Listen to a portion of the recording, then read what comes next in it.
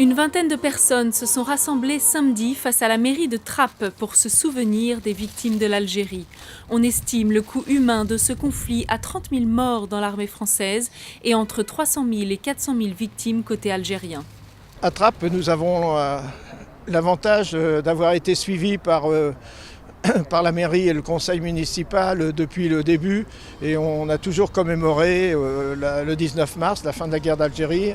D'ailleurs, on a une stèle ici. Pour le maire de la ville, Guy Malandin, lui-même ancien combattant, la cérémonie a une résonance particulière. À titre personnel, c'est une époque que j'ai connue.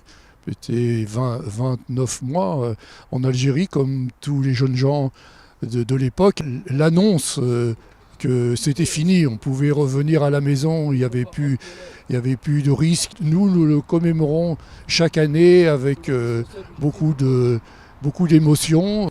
Récemment, les années coloniales ont refait surface dans l'actualité. Plusieurs candidats à la prochaine élection présidentielle ont exprimé des points de vue divergents quant à la qualification de cette période.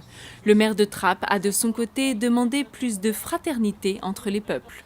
Ce qui est important, c'est que les peuples se parlent, s'expliquent, essaient de se comprendre et bâtissent ensemble quelque chose de positif. L'Algérie fait partie des derniers pays de l'ancien empire colonial français à avoir recouvré son indépendance.